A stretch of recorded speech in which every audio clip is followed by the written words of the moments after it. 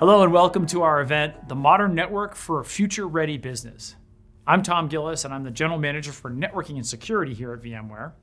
And we're going to talk today about some new advances in network virtualization capability and what this means for you and how you can operationalize this to make your infrastructure more efficient, more agile, lower cost, and more secure. Powerful combination. So let's jump right into it. We're going to hear from Pat Gelsinger, our CEO, with his vision for network virtualization. Pat? Welcome, and thank you for joining us today. At the outset, I wanted to mention that as part of this online event, VMware will be making a donation to direct support of Global Giving's Coronavirus Relief Fund. We are coming together to help stop the virus's spread and give communities on the front lines the resources they need to act quickly and protect the most vulnerable. The understatement of the year, 2020, has been extraordinary and challenging. Against this backdrop, we're in the midst of a profound rethink across every dimension of our lives. How we care for our sick, how we connect, how we live, how we worship, how we learn, and how we work. It is also heartening to see how we have come together and how technology has enabled us to overcome significant obstacles as we continue to march forward. At the center of this profound rethink is digital innovation, and we're seeing a historic increase in our reliance on apps, clouds, and devices. Our strategy is resonating more powerfully than ever. Applications have become the face and the digital lifeblood of businesses. These applications are modular and often born in the cloud, adapting to user and market demands. These applications need to be available across any location and any device. Rapid innovation combined with frictionless consumption is the name of the game. This is truly a unique community, and at the heart of it is you, our customers, plus our valued partners around the world. And Team VMware, now more than 33,000 strong. Deperimeterization has been happening in the industry for years. However, COVID has created a huge acceleration of this important trend. Your infrastructure and your network must adapt to this new deperimeterized world.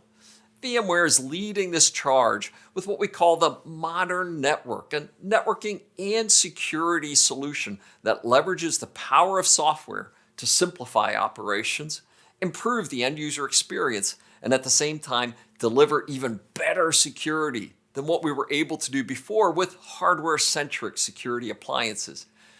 The way you access applications has permanently changed. It's called the SASE model.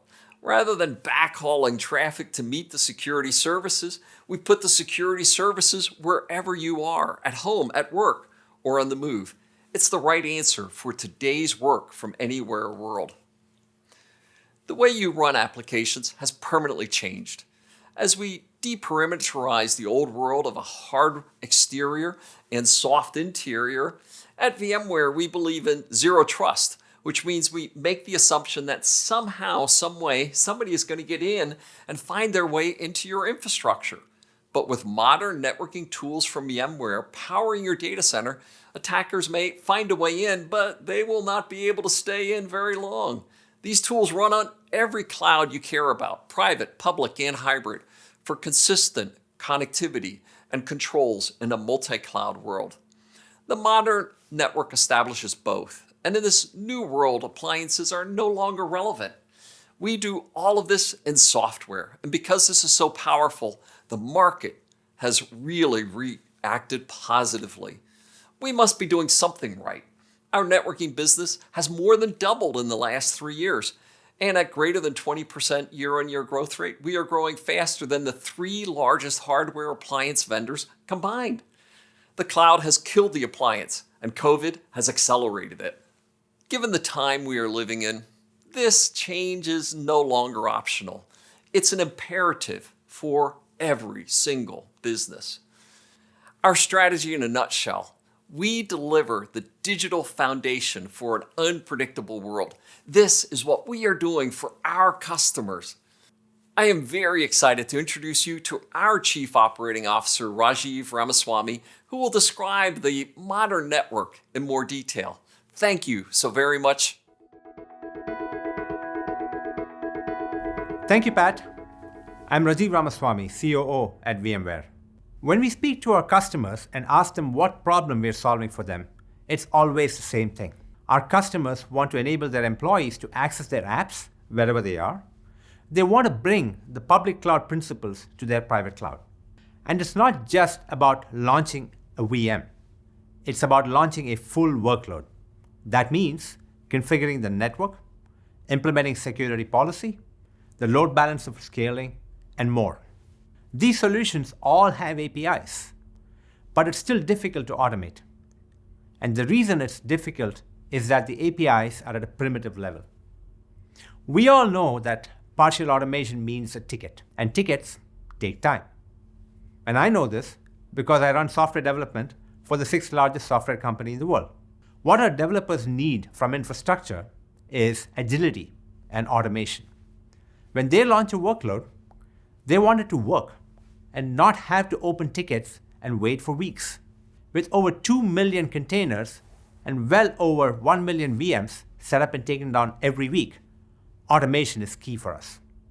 Because we are fully automated, even during this global crisis, there was no impact to our productivity. The traditional networking model is about connecting boxes in campus and branch and data center with little attention paid to the apps running on top of the infrastructure. The modern network flips this on its head, taking the bold view that infrastructure exists only in service of the application. Let's look at this approach. There are 3 pillars to a modern network architecture. The first is that the network needs to provide the connectivity needed for modern applications. The second is that all network infrastructure services in a virtual form factor spanning across on-prem and cloud infrastructures. And the third is the actual silicon that moves the bits.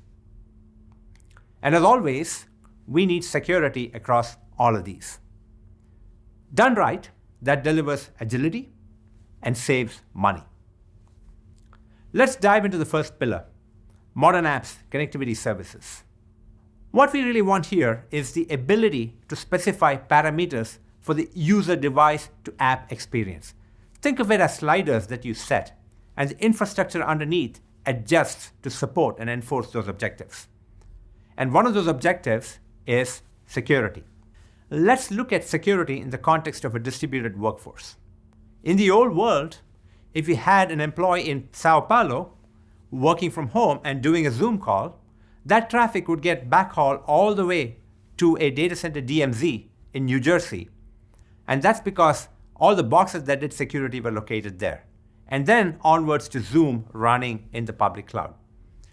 We would do this using dedicated security appliances, firewalls, web security, and more that were deployed in that DMZ environment at a few points of presence. Now, imagine if we take that DMZ infrastructure and broke it into hundreds of pieces and placed those in points of presence all around the globe. Instead of moving the traffic to where the services are, we move the services to where the traffic is. Now, the traffic can go directly through the nearest point of presence, and the security will be applied there prior to handing off the traffic to its final destination in the public cloud or in the data center. Reducing latency is make or break for user-to-app traffic and the interconnection of things. 5G and edge computing go hand in hand to enable how latency across the WAN is kept low as part of an on-demand network stack. So this approach provides a significantly better experience for users accessing their apps from wherever they are, while building in security distributed into that infrastructure. Let's move on to multi-cloud network virtualization. To get the infrastructure to support the user and the applications, you need a full network stack across multiple clouds. It must go beyond just switching and routing to include advanced load balancing and firewalling, enabling virtual machines, containers to all communicate. And if you want to measure end-to-end application performance, you need to use a software stack that spans all the way across the wide area network. Else, you get partial automation, And as we know, partial automation is an oxymoron. And network services are most efficient and effective when run close to the workloads. Now, you need automation at the time of initial setup of the workload, but you also need it for ongoing operations. This is where a lot of time gets spent. You want to be able to automatically detect issues and more, fix problems automatically at scale. And you want to do this across private clouds and public clouds with one consistent set of policies and cloud management. Last but not the least, let's talk about that physical network infrastructure. This is what most data centers look like today. We see this moving to something that looks more like this. This is what the innards of a cloud data center look like. And when we run our software-based distributed firewall across thousands of hypervisors, running across tens of thousands of cores, we can get 20 terabits per second of throughput. That's an order of magnitude more than the largest hardware firewall. And we can deliver this at 3x lower cost. Similarly, with our advanced load balancer, we can auto-scale and deliver 1 million SSL transactions per second. This is also an order of magnitude more than the largest hardware load balancer. In both cases, it is scale-out software running on commodity x86 hardware that eliminates the need for special-purpose hardware appliances. And looking out at the near horizon, we have smart NICs, or smart network interface controllers, that take this even further. Smart NICs are essentially powerful NICs that include significant compute horsepower and accelerators to handle networking, security, and storage functions. We still need the physical layer to move bits rapidly from point A to point B. So the physical network becomes all about providing high capacity, low latency connectivity. Keep it simple and let the software do its job on top. Implement your network policy and configuration and software, which allows your network to become code. Policies can get coded and built into the CI/CD pipeline. So, we've defined the 3 pillars of the modern network with the 5 supporting tenets. The virtual cloud network is VMware's embodiment of the modern network. It's about any app to any cloud to any device anywhere. The VMware virtual cloud network is mature and proven. If you look at the results, we must be doing something right. We have 18,000 plus customers, 91 of the Fortune 100. 8 out of the top 10 telcos use us. We are deployed in 280,000 branches around the world. With that, I'm going to hand this back to Tom Gillis to share some of the big virtual cloud network advances that we're announcing today. Thanks, Rajiv. So you heard it from Rajiv. Now let's hear it from some of our customers who can talk about the impact that network virtualization has had for them as they operate their business. The modern networking component really helps us be able to deliver that experience to our business units as they need capacity. What Trend is looking to do and tie things together with VMware Technologies is really we want to create a seamless experience where our business units and our end users really don't know where anything's running. So we want it to be transparent, we want it to be easy, and as we create those tools, they just say, hey, I need this capacity, and it's going to go and automatically create. So with that, looking at things like some of the software-defined load balancing, that next generation piece is there to be able to dynamically scale up the throughput and capacity and route where it needs to go. Hi, good morning. My name is Thomas Sueya. I'm the Chief Technology Officer at Entrado Digital Media. Entrado is a business-to-business communications firm. We focus on 3 main segments, including life and safety, which is the 911 system in North America. When we went through this process from a networking standpoint, some of the requirements that we typically had were we had to be multi-cloud. So in our continuous delivery work, we've actually established things like SLIs, SLOs, and error budgets for the applications. Kind of on an ongoing performance perspective, we have created what we call a 5S framework using working very closely with VMware as well as also with New Relic. And that's where we focus on stability, scalability, security, speed, and then also the savings or the financial dimension of the equation as well. VMware's modern network is a huge contributor into the William Hill ecosystem currently. So right now we do leverage the functionalities such as NSX distributed firewall, which we use microsegmentation.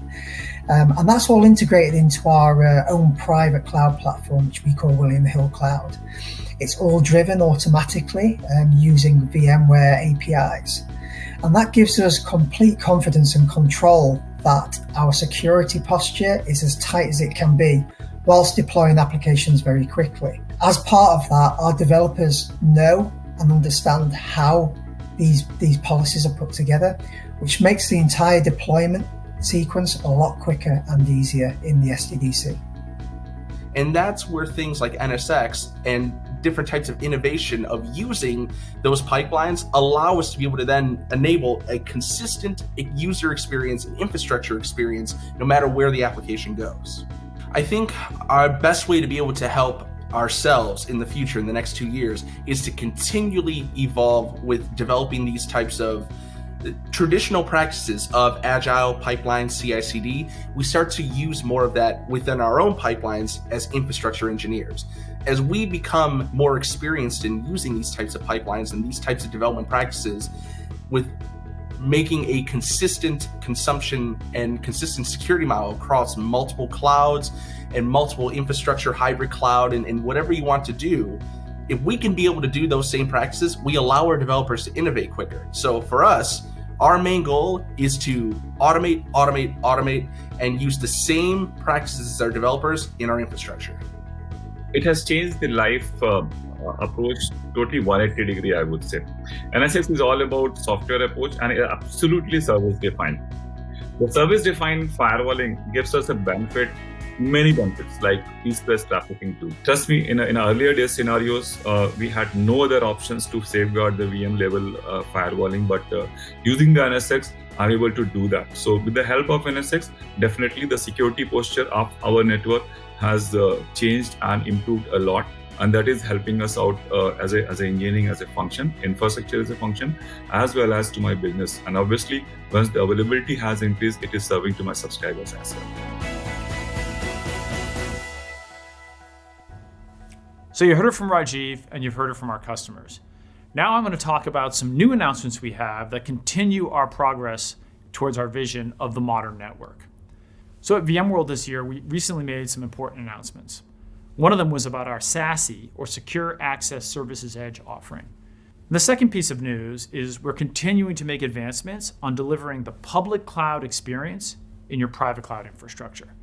That's what this is about, is making your data center easy to operate and more secure at the same time, all by harnessing the power of software.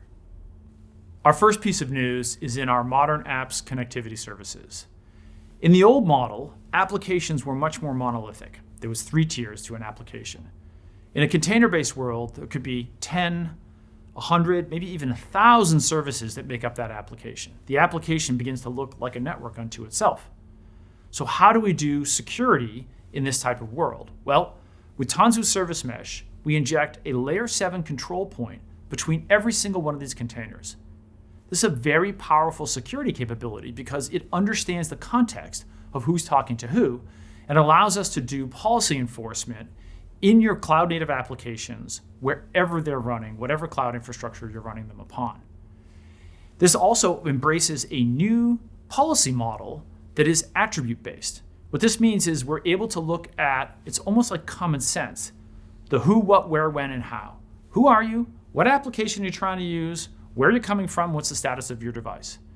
And this allows us to make much richer and much more high-fidelity security policy decisions. And because of our zero trust architecture, we push that enforcement right to the edge where it's on the endpoint itself or on the server itself. And this makes it much easier to manage and deploy these policies. And so you have better security that is easier to manage and it works in every cloud.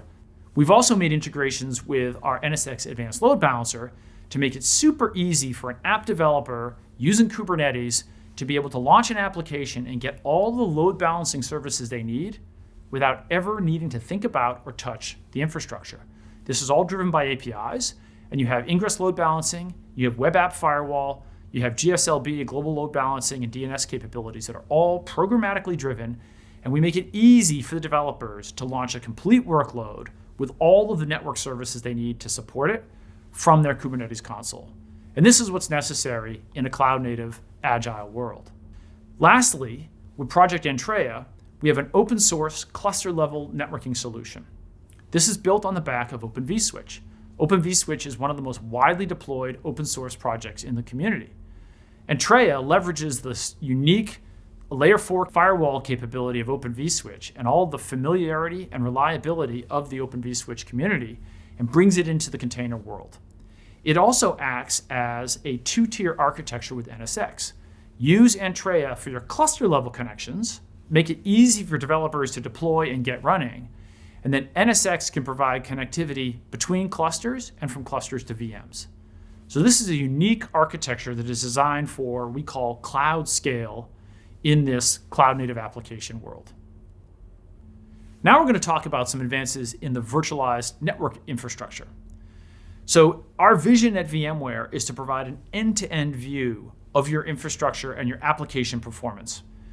vRealize Network Insight provides that end-to-end view from the database, through the app tier, through the web tier, to the edge of the data center, from the virtual to the physical, across the WAN, over the wireless LAN controller, all the way to the end user. So it's a single pane of glass that can show you how your application is responding. Very, very powerful for identifying problems. And also, more and more, we're beginning to actually address and rectify problems. And this is creating a self-healing component. So with our SD-WAN capability, we have new edge network intelligence, which allows us to identify problems in the last mile delivery. Let's say, for example, there's a problem with the wireless LAN controller or a problem on the WAN network itself, and we can route around those problems and automatically make sure that your end user experience is consistently excellent. So Verni, working hand in hand with our SD-WAN capability and with NSX, provides that end-to-end view of your application performance. And finally, the last piece of news is around our physical network infrastructure. So with Project Monterey, we announced the ability to support smart NICs. And this is really powerful for NSX because, as you probably know, one of the unique things about NSX is it uses a distributed security model. What this means is we take traditional firewall capabilities, we define them in software, and we push them into literally thousands of little places. So imagine a little tiny baby firewall running in the hypervisor. If it's a bare metal workload, it can run in a driver that's installed in a Windows or a Linux server. And now this software can run in the NIC itself.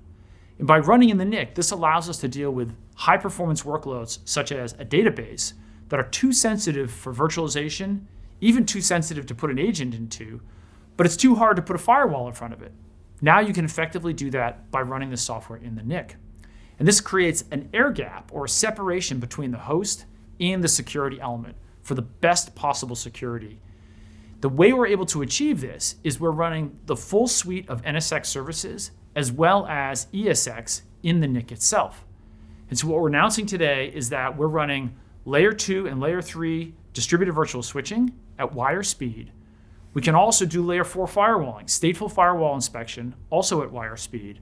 And we can even do layer 7 content inspection with IDS IPS, all running in the NIC.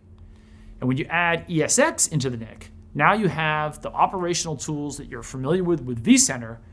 You can put to work all of this running on bare metal workloads that were really not addressable before. So it's a powerful new way of thinking about how we secure and manage our data center assets. So these are the advances in the modern network. And so you've heard it from me, but I think it's best to hear it from our partners who can talk about how they can take these transformative technologies and help you put them to work in your environment.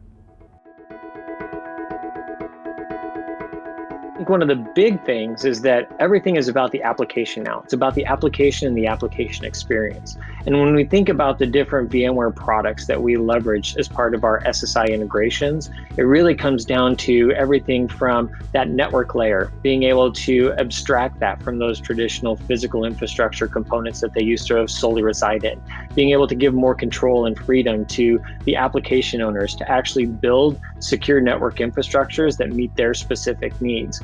and at the same time, leveraging those same constructs to be able to bridge the gap from on-prem data centers to public cloud spaces. So as applications continue to grow and evolve to embrace this new world of infrastructure, it's absolutely essential that the network be bundled into that overall application lifecycle, and everything from the traditional transport all the way up to scalability and security.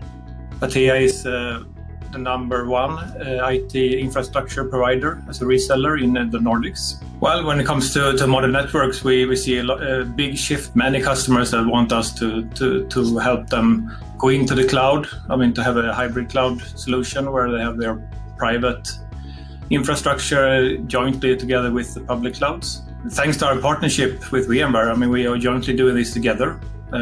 So, I mean, the cooperation is critical. VMware has a very broad product family that we are using.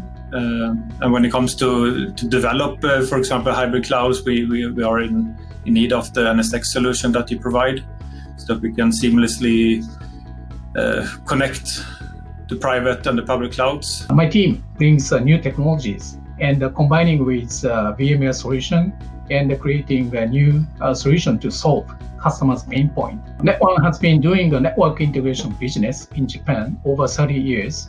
Our main customers are large enterprise, telecom carriers, and the public sectors. Everybody that intend to proceeding digital transformation. As a result, the microservices and the container-based, the modern application is widely deployed. That started in Japan. VMware provides a comprehensive portfolio, NSX, data center, SD-WAN, cloud and security. They can be managed by integrated control, vRealize Insight, also visibility and optimization tools are provided. These features can be embedded onto their systems. That is really great point for customers who require the business speed and the adoption. So you've heard it from our partners. Now I would like to introduce Ambika Kapoor, our Vice President of Marketing, who's going to have a fireside chat with Brad Casemore from IDC about the impact of network virtualization on customers and on the industry at whole. Thank you, Tom. So what I want to do next is invite Brad Casemore from IDC, and he'll be in conversation with me for the next few minutes. Welcome, Brad, and thank you so much for joining us today. Thanks very much, Ambika. It's great to be here today. Yes, I am VP Research for Data Center and Multi-Cloud Networking at IDC, and I look at all the software and hardware that is networking related that goes into data centers everywhere. Now, Brad, I know that IDC is a data-focused company, so it would be great to just hear from you. You know, what are the trends that you're seeing today, especially as we live in this pandemic world? Yes, there's probably at a greater time than ever before a focus on network automation to support modern applications. What we're seeing amid the pandemic is that as modern apps redefine not only what's required of network infrastructure in terms of greater automation throughout the network lifecycle, it's also changing ops as a result of that. In other words, network operations has to become more aligned with software development workflows, with what developers are doing with DevOps practices, with CI/CD, with basically SRE and all these other things. So we are seeing that networking is becoming hugely affected by this. In fact, so much so that, almost 50% of respondents to a recent COVID survey that we did said that over the next well into the future, they will be investing heavily on advanced network automation to reduce the amount of manual management that needs to occur on their network. So you can see that automation is a huge priority. A prediction that we have made that really results from what we're seeing in the marketplace through our consultations with customers and the surveys we're doing is that by 2023, more than 55% of enterprises will replace outdated operational models with cloud-centric models that facilitate rather than inhibit organizational collaboration. And this certainly will cut across the network in a huge way. And further extrapolating what that means for the network, we certainly believe that what we're seeing in this trend is the replacement And really, the relegation and really relegation to history of a kind of hardware-defined, device-centric model of operating the network to a more software-centric, cloud-driven model for operating the network. So, Brad, here you're describing a lot of change that is underway, and you're also describing that the pace at which this change is going to happen is accelerating. Are there any takeaways from our audience where you might guide them on how to think about this and how to sort of chart their course? Yes, absolutely. I think, you start first by really looking at your applications, and especially as you move into this era of modern applications, look at the nature of the applications, the infrastructure in which those apps will run, their requirements from a networking standpoint. Be able to work more collaboratively too across disciplines in terms of working with DevOps, working more closely with platform teams, SREs. Make sure that you're serving them as a network operator. Make sure the network is in perfect tune with that. A big part of automation too should be simplification of network processes.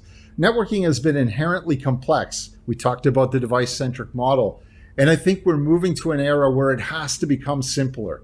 One of the points that we like to make is that the network has become more important than ever, but at the same time, through automation and through the use of some of these more DevOps aligned practices, it needs to become more invisible at the same time. So it is a paradox, but there's no question of the network's importance in the cloud era, but it'll be a different network from the one we had before. That's great guidance, and I'm sure our audience is going to be able to take that and use that as they think about their own journeys. That phrase that you used there, Brad, making the network invisible, it really does capture the essence of what you've tried to communicate over the last few minutes. Well, thank you so much for joining us. It's always a pleasure to talk to you. Thanks, Ambika.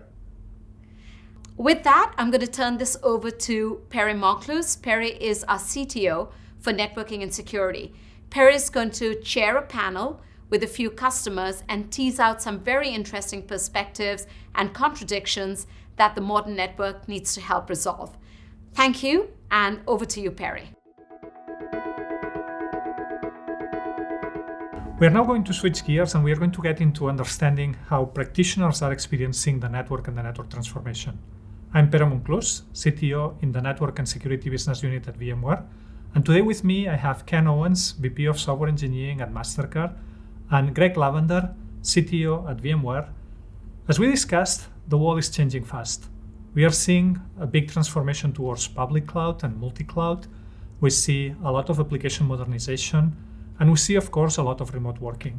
And this puts a lot of strains and demands into the network. Today, we are going to discuss how do we view those network transformations in the industry, and what's going on in terms of how do we solve the problems that this implies. So maybe let me start with Ken. Ken, as driving the Mastercard strategy in terms of application transformation, what do you expect from the network, and what problems do you see in the way we are operating and managing the network today? Yeah, thanks. It's a great question, and one that we think about quite a bit in terms of how to get the network out of the way, right? We spend a whole lot of time today asking for IP addresses, for security rules and policies to be put in place. And since spend way too much time caring about the bits and bytes of the underlying infrastructure and the different networking aspects than we would like to. We want to be more focused on what the application needs are, what the components and what the capabilities are that the application needs from the network. We'd much rather have an API interface that we can, programmatically configure and ask for certain rules or policies to be put in place. And we'd much rather not have to worry about how the segmentation is done across the network and just have the network take care of what needs to be segmented, take care of what policies need to be put in place. And in short, just make it easier for the application team to deliver much quicker and with much more speed and agility than we have the ability to do today. So what I'm hearing, Ken, is essentially that you're focusing on the business transformation, the business value, the making the developers more productive, and essentially finding a top-down view of the network and how the network can react to the needs of the application and improve productivity. Maybe, Greg, how do you see it? Do you agree with Ken, or do you see a different perspective as there's much more than just modern apps? Yeah, thanks, Perry. Look, networking has been under transition, seems like, forever. And I think, the kind of things Ken's talking about are one of the main driving points for that is the speed of delivery of applications is dictating that the network services basically be treated as services. They have API interfaces, and they become more and more software defined, particularly on the east-west traffic side of it. And as you connect out to other hybrid cloud services, public cloud services, edge cloud services, you have the challenge of basically maintaining all of that stability, reliability, and security across the network. And it's going to require a high degree of automation to keep everything in sync and to manage that. So everything from DNS to IPAM to firewalls to load balancers, all under transition. Got to keep layer 2 simple and build all the intelligence into the upper layers to deliver those services in a speedy and efficient manner. So very interesting perspectives, Ken and Greg. I mean, in one side, we see what Ken is saying is that it's not about the bottoms-up understanding of networking and configuring from switches to routers to DNS to IP addresses, and it's more about how do I unlock developer productivity and business agility. As we move forward, should we, instead of focusing on networking and network components and network devices and IP address problems, are we seeing that the world is moving towards providing some sort of declarative intent and automation framework that you can attach to the lifecycle of applications or the lifecycle of data objects or the lifecycle of things that have meaningful business impact? So Ken, do you think that if we would focus on this type of approach and reinvent and redesign and re-implement the integrations of our systems with that would satisfy some of your needs for agility and developer productivity? Definitely from an application delivery standpoint, being able to programmatically in our CD pipelines, request the intent or provide the intent of the application directly to the different services, not just the network, but the other services involved in delivering an application. And Greg, from your side, do you think that would bring somehow the ability to bring the existing systems and the new systems, and of course with all the cloud architecture transformation that is required? On what does identity mean in this new multi-cloud world where you have private cloud, edge cloud, colo facilities, public cloud, hybrid cloud. So identity is no longer a device with an IP address mapping. It's an intuple of identifiers that identify what's actually talking to what, and then express within the policy and within those intentions. The network has to then deliver those services, right, with speed and with scale and efficiency that it doesn't do today. I mean, you can take weeks to get firewall rules to colo facilities punched through. Okay, it can take days to get load balancer configurations updated and provisioned. This has to happen at a much, much faster rate, particularly with the move toward Kubernetes, which many modern apps are adopting and using Kubernetes and containers, in which case the IP addresses and those mappings come in and out of existence very quickly, particularly when you have functions as a service. So I think it's just really critical that as we get to an application-driven intentional model, that the network is still critical, but it has to basically respond to those intentions in a declarative way and implement them procedurally across the network in a consistent manner. So summarizing your points, basically what we are saying is that it's not enough to just think networking as a monolithic layer. Probably we should envision it more as kind of 3 tiers of networking. I mean, if you think we have the physical network with all the principles of connectivity and addressing and so on, and that is being transformed and disrupted by essentially creating transitions to public cloud. Then we have this layer of network virtualization that essentially provides this abstraction that we can have common constructs, common concepts that expand from data center to cloud and still provide some sort of an infrastructure view of the network problem. And then we have these application connectivity services. And essentially the 3 layers together provide the foundation for this modern network where we can build kind of these dynamic systems and automation systems. Thanks for your perspective and feedbacks. I think it's been really interesting to see how you practice and basically how you see the evolution of the networks in your days and how you are essentially solving all these problems. And how, of course, we always have to remember that networking is about connecting things and how do we essentially break away from specific silos and we go towards this multi-cloud modern app transformation that we all aspire. Thank you again. Thanks for having me. I had a great time. Yeah. Hey, thanks very much, Prey. Enjoyed being with you. Now, I would like to introduce Roberto Mari for a demo illustrating the power of the modern networking solution. In this demo, we will watch the VMware Virtual Cloud Network, a modern networking solution in action. Before we start, let's talk about why a modern network. Applications are becoming highly dynamic and complex. They are built on distributed cloud-native architectures defined by containers and microservices. We need a modern network to provide the connectivity services for these applications, one that puts the end-user experience first. In our demo, we look at the employees at a large enterprise firm that are enrolling in the yearly benefits. Because of the COVID pandemic this year, the employees are particularly careful on the medical benefits. They want to explore options and select the best coverage for their family and dependents. Jenny, among thousands of other employees, starts with the enrollment. When Jenny is ready to finalize the submission, she runs into a problem. The enrollment confirmation page is not loading. It takes several seconds for the transaction to complete, but eventually it goes through. So this is a happy ending. There was a glitch, but the underlying network was able to adjust. Let's roll back the clock to analyze what happened. We will start from the end-to-end view and follow the user journey. These days, users are working from everywhere. Offices, home, and other locations, connecting through the VMware SD-WAN back to the East Coast data center. A front-end load balancer distributes the application transactions into the Kubernetes clusters where our HR application is running. Let's look at the remote edge side first. The VMware SASE is our secure access service edge solution that combines industry-leading VMware SD-WAN by VeloCloud with secure access. The solution can be deployed leveraging a unique global network of cloud service nodes, the SASE POPs. Visibility at the edge is key. Here is the SD-WAN Edge Network Intelligence dashboard with all the remote locations that are being managed. Sites are marked in red when the user experience is poor. Let's click now on a problematic site. The HR application is experiencing poor performance, and several users are impacted. There is no problem on the Wi-Fi side, and this incident is root cause to a high TCP latency over the WAN connection. Let's move over the WAN and data center to investigate the user transactions going through the NSX Advanced Load Balancer. There is an increase on the server-side round-trip time and application response time, which further suggests an issue on the data center side. A service performance dashboard confirms the HR benefit service was degraded based on a latency SLO violation.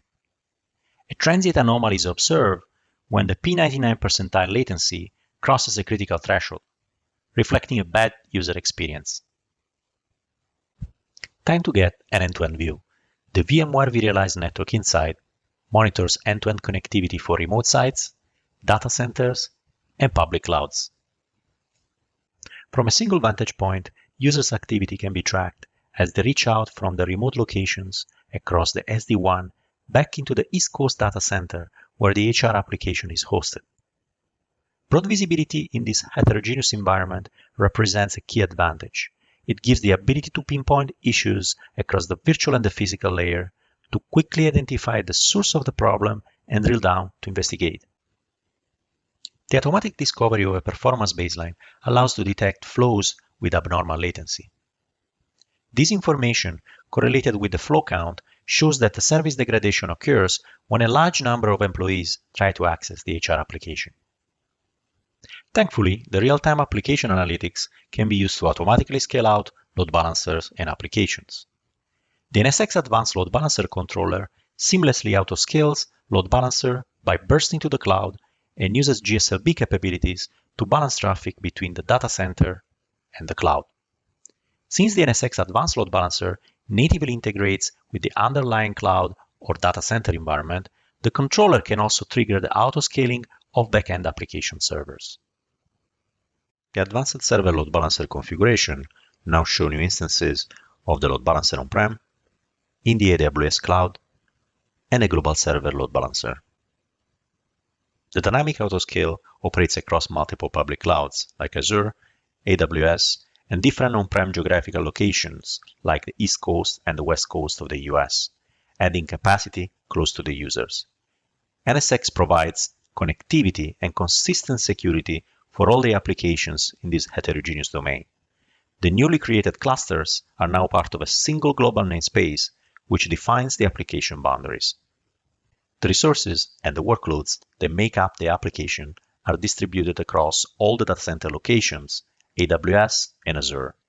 All the services in the global namespace use the same service discovery domain with end-to-end encryption. Nothing special to make this work. Just add a service to the global namespace and the system does everything for you. Finally, looking at the Performance tab, we see how the increased number of users' requests and the SLO violation was compensated by auto-scaling more instances of the HR application in the global namespace. Our modern infrastructure adapted quickly, matching demand with capacity to maintain an optimal user experience. One of the benefits of a modern network is certainly its improved operational cost. With a traditional network, tickets are open and processed. Manual troubleshooting and remediation actions are taken, involving multiple people across different teams. The result is a very complex process which may last days or weeks. In a modern network, the built-in self-healing and auto-scale replace the manual operations, speeding up a problem resolution from weeks to hours or minutes, reducing the cost and preventing major outages. I hope you liked the demo. Please be in touch with us to discuss how the virtual cloud network can help solve your business needs. Thanks for watching. So you can clearly see that network virtualization is at the heart. It's like the glue that ties together the whole notion of the software-defined data center, and it allows you to deliver what I call the public cloud experience in your private cloud infrastructure. Agility, cost savings, flexibility, and better security, all wrapped up into a single architecture. So thanks for taking your time, thanks for learning, and if you want to get more information, you can click on the link and you can begin a conversation with us about taking your journey towards a modern network.